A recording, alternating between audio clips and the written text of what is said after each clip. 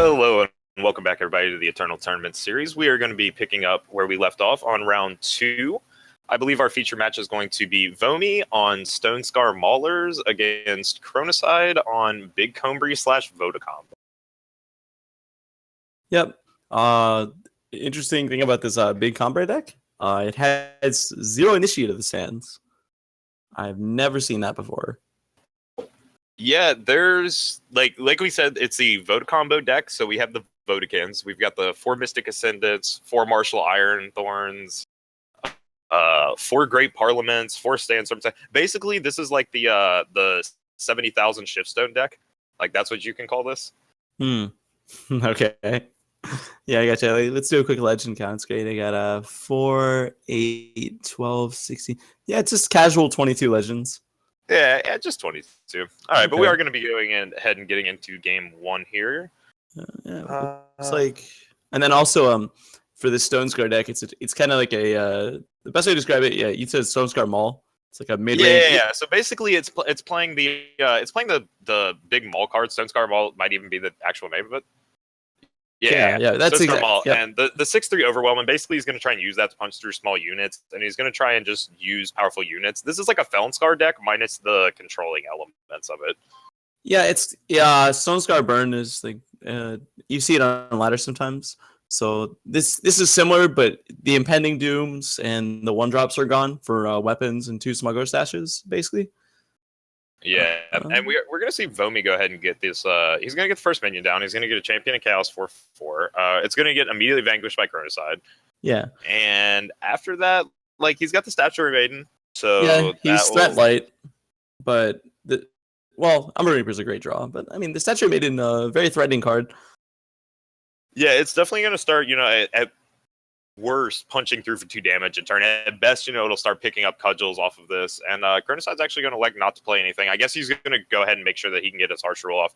And he's going to get immediately punished by that with the Char Chain Flow coming down. Yeah, so even when he harsh rules this turn, he's going to eat another 4 damage. Yeah, this Char Chain Flow, I assume, he wouldn't have expected it, but... Or, I mean, he is deckless, but I mean, like, general Stone Scar decks don't play Char Chain Flow, but it's extremely good here. Because it forces Chronocide to commit a unit to the board to try to eat the Char Chain Flow charge. This case being a 2/5. The 2/5 gets picked off by either torch plus weapon hit or 2 torches or something, and then this creates cudgels for you. Yeah, I guess he's electing to go with the 2 torch route. It looks like, or because I mean, he could flame blast it, or he could drop Umber Reaper and just block. Well, he wouldn't block. I mean, yeah, I guess he would block, but yeah, he could drop Umber Reaper. Yeah, he's just gonna drop Umber Reaper. It's fine. I don't hate the harsh rule here. Like, yeah, I mean, I don't hate the harsh rule either. Like, you're definitely gonna clean up the Statuary Maiden, which you otherwise don't have an answer to yet immediately. Statuary Maiden is just such a pain. So I think spending your entire turn to kill Statuary Maiden is the correct play, even though it doesn't feel great. Yeah, it doesn't feel great, but establishing anything else here, maybe it's extremely risky. Done, but the Statuary Maiden just blocks. Yeah, you just trade, and then he gets another cudgel for his next unit, or even worse, he just kills. Like, let's say you play Sandstorm Titan, which is the only guy I would say is sized well. Oh, Seraph, interesting. I guess Seraph is just here to die to the flail, just as a fodder roll. Yeah, but the punishment for this though is that he just preserves the flail and uses the torches or the flame blast, and then this flail is just 12 damage. Yeah, exactly. He's gonna offer the 4. Isn't this? Yeah, no. Is this lethal? This is just lethal.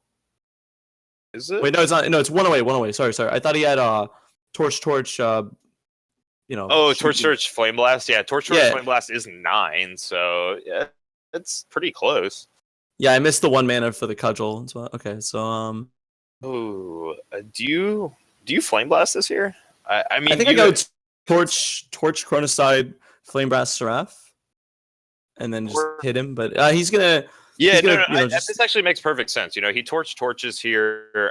He clears the unit off. He puts him at 6, and then he's got 6 mana, so he's gonna flame blast him next turn. No, that's totally the right play. I guess this is even better because if he has something relevant with like life gain on it, then this is the less all-in play. But honestly, this is a disgusting route. Like, this Char Chain Flail was insane this game. Yeah, the Charge Chain Flail coming down unchecked was really big. Chronocide electing to pass his turn, waiting for the Harsh Rule, trying to, I wouldn't call it greeded out necessarily, but I mean, in a way he was. Like, he was electing not to take turns to try and just save his board. That way he could just get a one-sided Harsh Rule off, essentially. And it ends up costing him with that Charge Chain Flail coming down and putting through 12 damage that game, at least. Maybe 16? It would have been 16 had the game gone on. But the thing is, I wouldn't really say that it was poorly played or anything, because the Statuary Maiden forced his hand.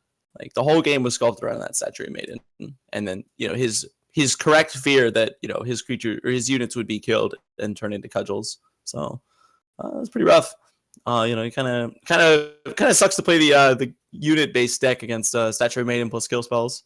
Yeah, let's go ahead and check out these sideboards, though. So let's go ahead and get into Chronocides first, I guess. So Big Cumbry Voda combo, they've got 2 Protects, 3 Awakened Students, 3 Decays, an extra Scorpion Wasp to bring their count up to 3, 2 Stand Togethers, 2 Lumen Defenders, and 2 Reality Wardens. Okay, so right off the bat, things I'm noticing is, like, I have to imagine Lumen Defenders coming. Like, game 5 health is super important in this matchup, and like the 1/5 being able to just block his units down, like the Death Touch will be. Yeah, you might want to get away from Harsh Roll based around the way his deck is sculpted. Like, you can still run. I still run like a few Harsh Rolls, maybe 2 or 3, but I would not run the whole.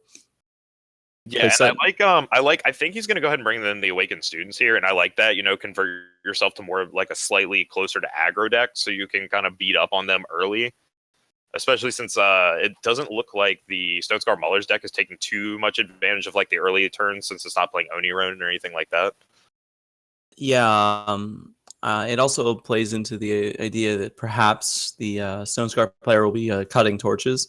Although I'm not sure about that. I mean, because if you look at his initial deck list, Torch is not amazing. It only kills Desert Marshal, Amber Acolyte, Wasp, and Enforcer. Everything else is X4 or greater. Yeah, but really they're going to be going into the game. Yeah, so they're going to hit this in just a second. Really quick to note about Vomii's sideboard. I just saw him put an Azandal's Gift into his deck. He did, yes. Yeah, he put an Azandal's Gift from the sideboard in, so we might see that come up. That could be weirdly relevant. Don't like that here. I'm not the biggest fan of it either, but I kind of understand, since Big Combry, it's like when you're playing things like Mystic Ascendant, you're trying to gain like a bunch of card advantage through using Mystic Ascendant's ability. They play their cards to the board, though, unlike the TJP deck. Yeah, and that's true. So it's not nearly as good in the matchup. Yeah, but I did think it was interesting that he at least brought it in. Yeah, because I feel like even if Chronocide tries to take the control role, he doesn't. His removal is like blockers. Well, it's not removal, but he has a ton of blockers, vanquishes, and harsh rules, right? He does not have a lot of spot removal. He does not have a lot of raw card draw. Certainly no backlash type cards. So Argenport Instigator comes down. Vomii's hand's okay. Suffocate is a fine card in this matchup. Picks off Seraph. Picks off this healer. Cable's Favor will help him hit his power drops. Same with Vara's Favor. Yeah, his hand's actually looking pretty good right now. I mean, he's going to get to do this Caleb's Favor, 2 damage, draw the second red sigil he needs for the Charge Chain Flail and the Stonescar Maul, and he'll be able to suffocate the 2/5. Yeah, so just a tiny thing too about his sequencing. He chose to play Caleb's Favor before playing the Power Sigil. I like it. Conceals a little information, makes it less obvious how much power he has in his hand. Yeah, little things like that could influence his decision making. Yeah, so unfortunately, Chronocide is missing Double Justice, but I do believe he has some time. I guess this Charge Chain Flail is going to come down and try to repeat last game's performance. Yeah, and it's already doing a pretty good impersonation, honestly. Like, it's 7 damage on turn 4 with no board to check it. I mean, and we're in a situation, once again, where, Chronocide top decks the second green. Like, he can harsh rule away the 3/3, but there's, a 4/1. Well, harsh ruling the 3/3 kills the weapon, so... because it's Argenport. Yeah. This is a very unfortunate interaction, but at the same degree, like, it's not going to matter yet because we don't have Double Justice. Our Lumen Defender is dead, and we're taking 8 damage this turn again. Yeah. So a lot of damage coming out on the Lumen Defender, and the Suffocate picking that up to 1 mana trading for the 5 is just like a huge trade here. And he's already got the Flame Blast in hand. Yeah, so he's set up to just fireball him out. We got a Seek Power for Justice. Okay. Yeah, I definitely fire a harsh roll here for sure. It depends on if he sees the line, but this comes up all the time with execute in draft. I don't like this. Yeah, it's unfortunate. So the Valkyrie Enforcer will have to take the beats through the weapon, which means he's Yeah. locked in. He's locked into not blocking as well with the attack because he wants the Valkyrie Enforcer to take the 4. Yeah, which is guaranteed to put him at 10, right? Like he takes the 1 damage from this, he goes to 10, and then the 3, 6, he goes to 1 with the Stone Scar Mauler or the Stone Scar Maul in hand. Sort of. You can't attack with them all, but we are going to see there's no rifleman trigger as well. I think we get blocked with it protects, so that's okay. That's gonna help clean this up. That's good. At the same time, it's still just like, okay, you can fire off the harsh rule, but the Stone Scar Maul comes down, puts him at 2, and then next turn it goes off on Valkyrie, and just kills him. And it just kills him with the rollover. And torch, that's just lethal. Yeah, that's just lethal. Oh jeez. I don't think the harsh rule on the rifleman would have won in this game. That was probably the fastest future match I've ever seen, by the way. But that was definitely the fastest. Nice. You see that torch? That torch it had overwhelm. Oh, it didn't have overwhelm. But yeah, so that was a straightforward beatdown, but interesting. You just have to like unintuitive lines, like harsh rolling the single Arc Import to pick off the weapon there. Like I'm not sure he would have won the game because honestly, the Stone Scar player's hand was still excellent and he was still firmly ahead. But that does seem much better because, and the other thing too was interesting is the Stone Scar player chose to weapon away the 3/3, right? Like immediately. Yeah.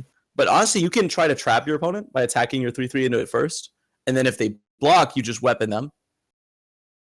Yeah, no, he definitely could have done that. Yeah, I like just giving my opponent the opportunity to like kind of hang themselves, you know? Yeah, no, certainly. I do want to bring